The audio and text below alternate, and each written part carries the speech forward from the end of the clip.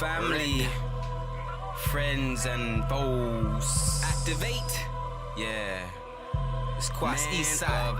They Black. Kiko Bay and Sticks a Million. I said I'm African, I can everything. Many trust was sent. What? We talking everything. Death I'm traps. one with everything. Overcome. That means I'm one for all. One for the family. For nothing. That's why African I got people. it all. I said I'm African. Transformation I time. can everything. Everything. Many trust was sent. Watch the We death talking traps. everything. I'm one with everything. That means Salam, salam ta. Greetings, Earth families. And welcome to the next episode of Dirt to Work, number 14. I'm Elihu Stanley XI, your host, and I have here with me my great friend and brother, great leader, Rolando J. Underwood. How are you today, sir? All right, how you doing? How you doing out there, TV land? You know, today we're going to kind of continue with our journey, our transformation. But we're just going to be discussing some things because, you know, we're living in a very serious time right now, and especially what's going on in our country, also known as the United States of America, the corporation. You know, there are a lot of people uprising from the other camps, you know. Just this past week, they've had a lot of rioting and stuff around the country, places like Virginia, where people, in Indiana, where people are upset about the landmarks, you know, Confederate landmarks and so forth. And you know, it's quite concerning because everybody is talking about their heritage and preserving their heritage and preserving their culture. And that's okay. But it always seems that it's at the expense of the indigenous people, the small people, also known as the Aboriginal people, black people in this land, who we have, by the way, been here a long time, longer than anybody else, as a matter of fact. Now, they're not going to tell you that, and it's never going to be actually seen in the history books because the books were cooked. We know that. We know that now because this is hundreds of years later, and we can look back, we can do research, and we find things, and we do that. But my point is that everyone wants to preserve their own culture, and that's a great thing. Everyone wants to have a feeling of security, and that's a great thing. But what about us? What about you, indigenous people? What about your security? What about your collective security? And what about your food security? So, Jay, this is what we're dealing with. We see the country is going through all kind of political shifts. We see where everybody's kind of digging in and setting up their positions. But what I don't really see is Aborigines or black people setting up positions to secure themselves. So what's going on with that? Well, you got to remember the history of the United States. The history of the United States was the genocide of one race and the enslavement of another race, which was the indigenous Aborigines people of America and Africa, and the control of these people to do free labor so that they can gain wealth. And when they, I guess, kind of like you know, quote, quote, business to obtain wealth by that free labor of slavery, the United States went from a mediocre power to a superpower. And still, you know, indigenous people did not get paid for their services. But if you look at the history, you know, of slavery, and then the ending of slavery, or actually the ending of the business for not for separating from the union per se, part of the business, because the corporation of the United States did prosper from that business as well, but it was the anarchy of it, and it gets back to the wealth and control. But to look at right after slavery, going into Jim Crow, they wanted to maintain that control of indigenous Aboriginous people. So if you control a people and for 143 years plus, and then all of a sudden you lose that control, you know, that will make white America angry, you know, even more angry. And not to have that control, especially in this time, the level of consciousness that's going, that has appeared, and truth, the real truth that's coming out about the things they have kept from us as a people, because of the programming they had designed to keep us in control, from, you know, religion to straight out beating and killings. Yeah. Well, you know, Jay, I'm not so much concerned about someone else's anger or someone else's need to control. What I'm concerned about is our security in that. I mean, you know. Well, you can't have security, especially from a savage that has designed a system where we're just not breaking free from it. Just now breaking free from it.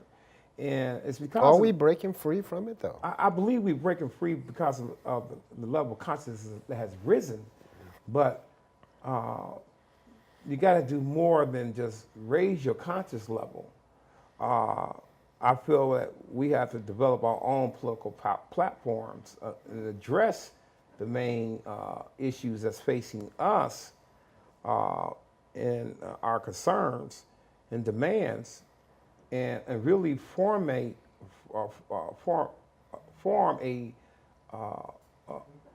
like an organization or a charter that will help solidify our place in this corporation of the United States. The thing that I see is that we need that unity to come on a quicker level.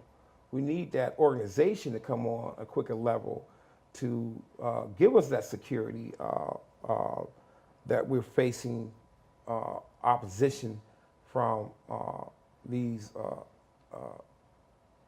whites that are psychologically embedded in them, that they are superior and they want to be in control and they want to be all that.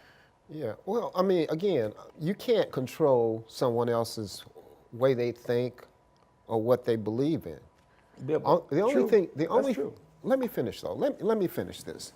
Because, you know, here's the thing. When I grew up, you know, every once in a while you come in encounter with bullies, right? Someone who believes something about you that is malignant. Someone who wants to harm you or put you in a miserable state. Now, you can't control what a person believes about you. You can't control what they want to do to you. The only thing you can control is yourself and whether or not you're going to allow that to happen to you. So when I talk about security, I'm not so much talking about what the other guy is thinking, what the other guy is doing or what the other guy's been doing. You know, because that has nothing to do with my condition. Correct. You know, racism or, you know, prejudice or anything like that, all those things are things that happen outside of me. If someone doesn't like my skin, someone doesn't like my hair, someone doesn't like my culture, you know, what do I have to do with that? I don't have anything to do with that. I don't have anything to do with what another person likes or dislikes because we're not controlling that.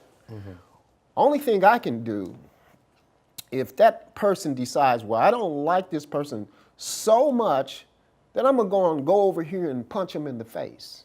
Now, that's where I have to take action. That's where I have to make a decision. Whether or not I'm gonna allow this individual to come over and punch me in the face, okay, or not. What am I going to do to secure myself so that this doesn't happen to me? Because one thing we do understand about what we call history is that you can watch a track record.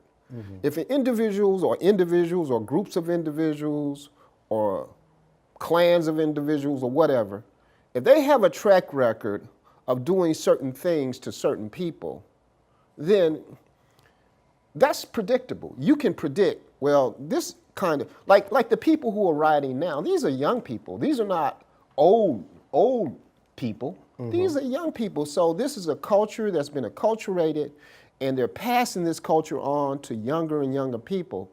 And these people believe the same things that their ancestors did. They believe in genocide. They believe in harming other people. They believe in putting other people in a condition which is basically crime against humanity.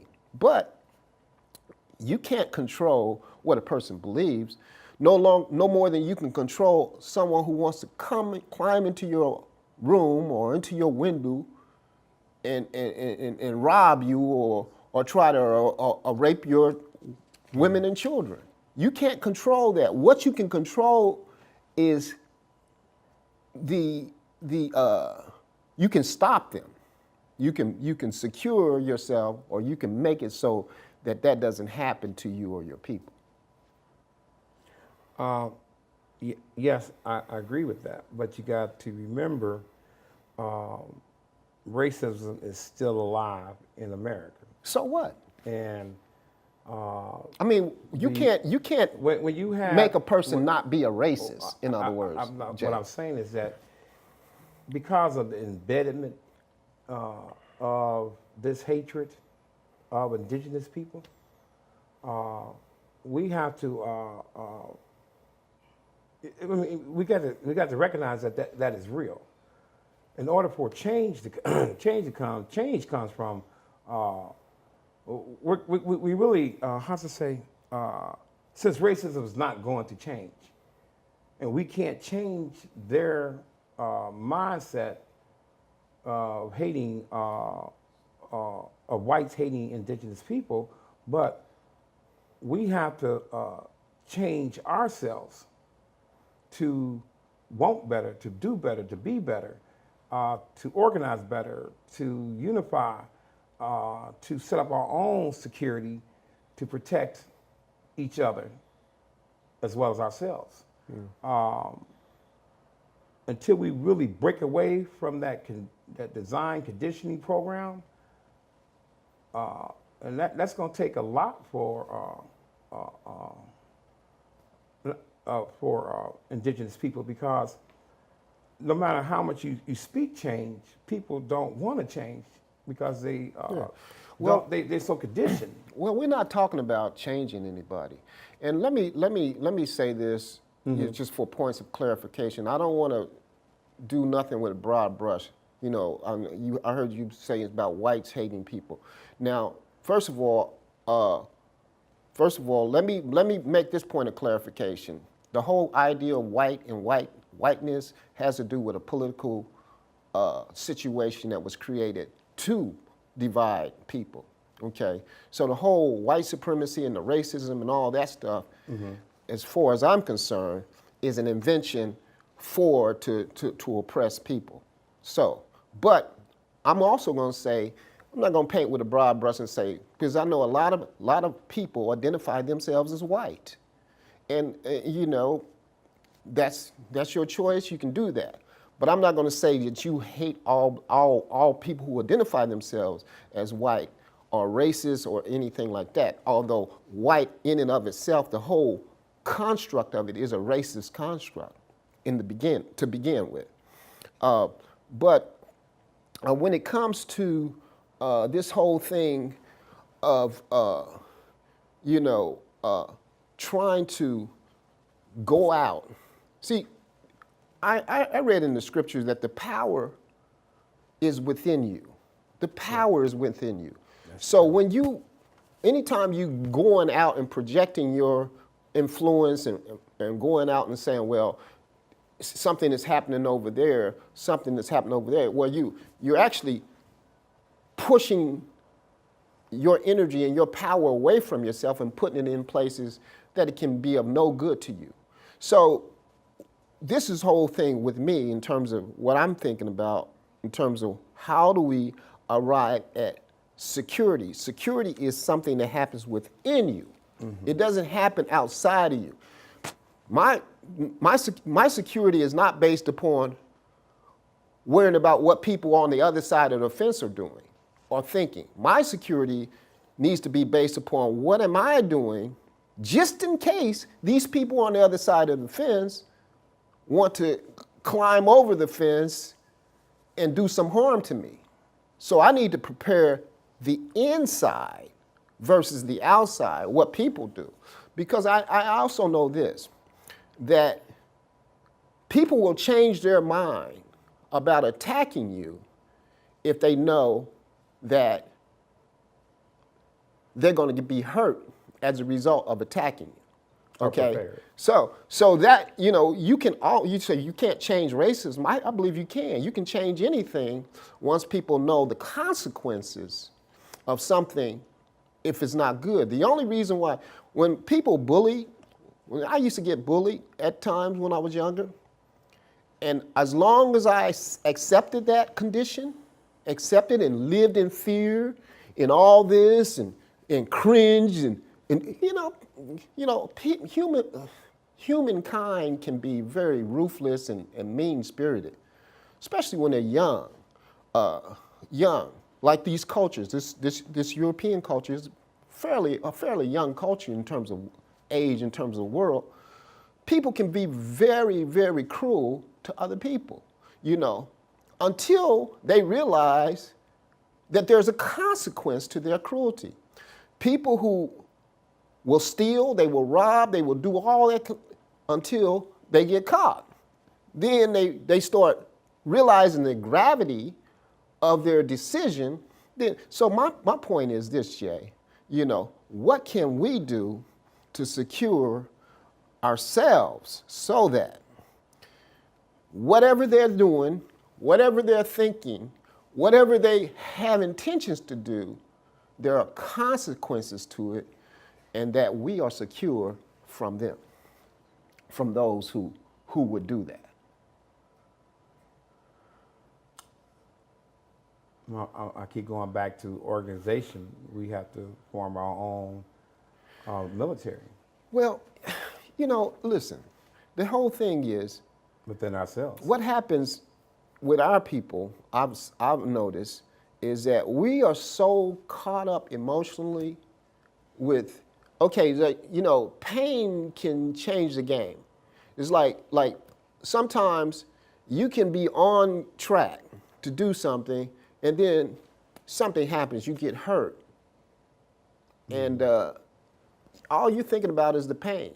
I think the reason why it's hard for our people to organize is because they're so caught up and destabilized because they're always under siege. And we have to understand that the enemy, if you have an enemy, wants you to be destabilized. They want you to be all in the frazzle and dazzle and all that So you're not thinking. You're not thinking. And then they can keep you destabilized, and you're worried about, oh, he hit me. Oh, she did this to me. They did that to me. And that's all you're concerned about. And you're occupied with that. Well, you know, when you're occupied with that kind of thing, then what happens is you're not thinking. You're not thinking about, how do I stop this individual from doing what they're doing? The only thing you should be thinking about is preventing yourself from being harmed, because you don't deserve it, nor is it a promise from on high. These are things that are happening because you have sick individuals out here who don't want to see you secure. But that's not their choice. They can't secure you or make you feel unsecure. It's only you yourself can do that.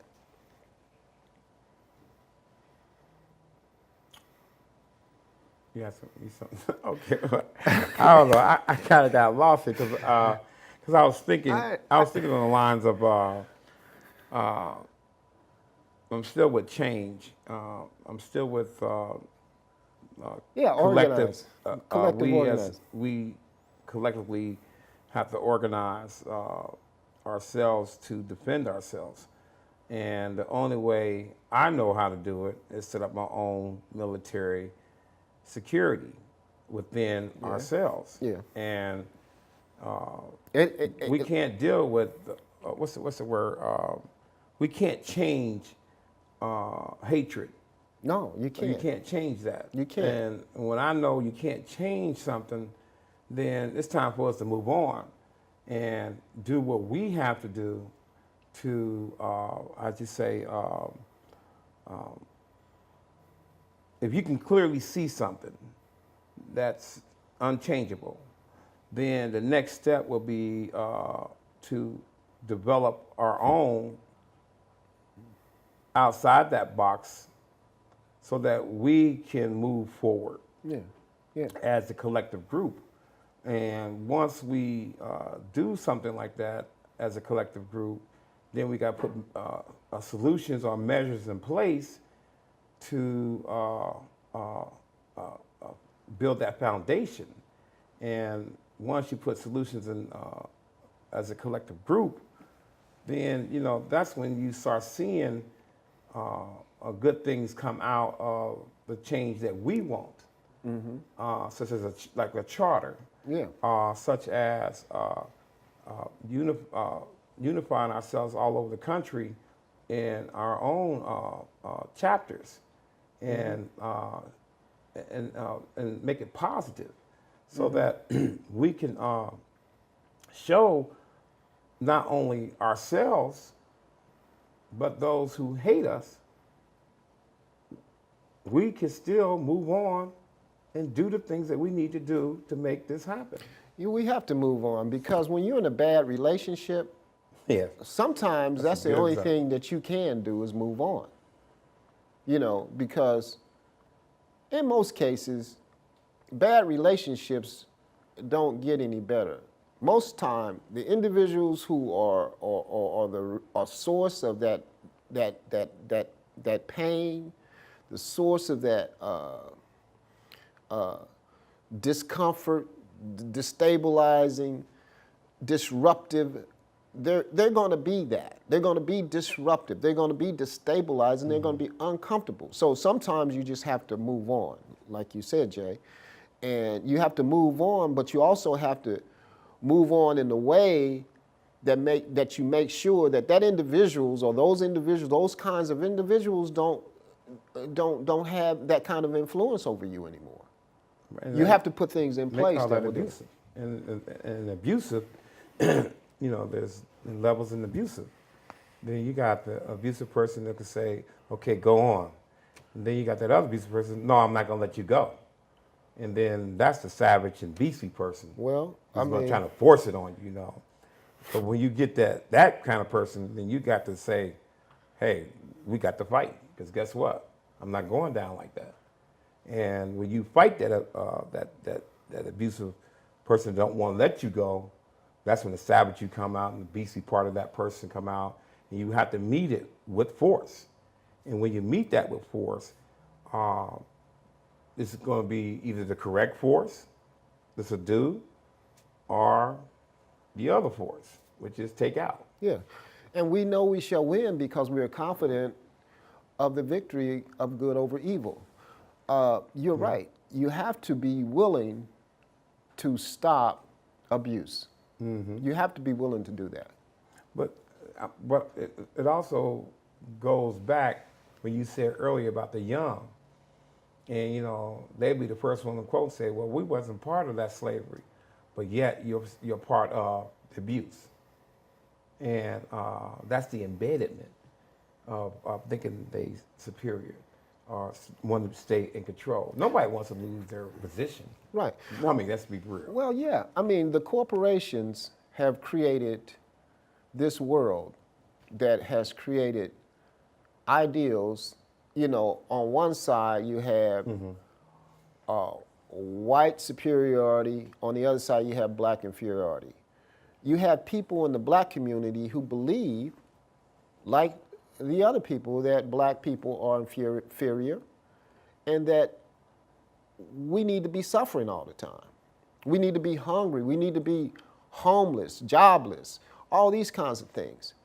And, you know, and this culture is totally acceptable. And we know that. We know that because all we have to do is look around the country and we see poverty. We see the disparity between communities. We see the disparity in housing, in finance, in employment, in everywhere. So this culture and the corporations who have created this culture have created conditions which, so when their young people grow up, they grow up in this culture and they say, well, that's okay because that's the way it's always been and we want to preserve the things the way they've always been, even though it's wrong.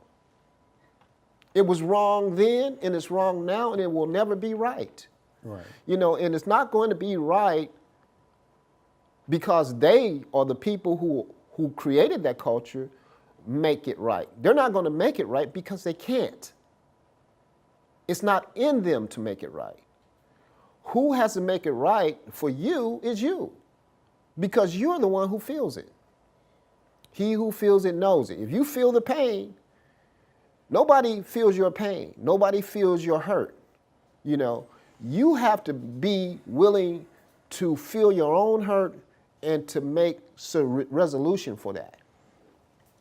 You know, and I'm going to add to that because when you got a racist system who wants you to be nonviolent and wants you to be properly cooning,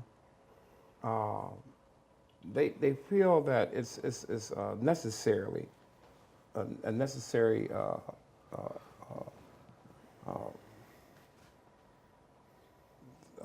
control mechanism because of they feel like no more fighting and lost cause in the design agenda that has been set up. Okay, Jay, we're gonna have to stop this because we're running out of time. I know it's been a great conversation. I was about to it just went on, and I know you're about to go on and give some more detail, but we want to go ahead and we're discussing this, and we've been working with solutions, and if you want to learn a little bit more about it, get in contact with me or Jay. My name is Eliheru Stanley XI. I can be reached by email, eliheru@gmail.com, or Eliheru Stanley XI on Facebook. You can also email me at rjwood, rjwood1958 at yahoo.com, and how you can get involved with the new charter or just setting up a chapter in your state. All right, that's it. Thanks a lot for tuning in to Dirt to Work. We'll see you the next time. And just remember, you don't have to be suffering. You can always just plant some seeds, grow your own food, get your own, produce yourself. Peace.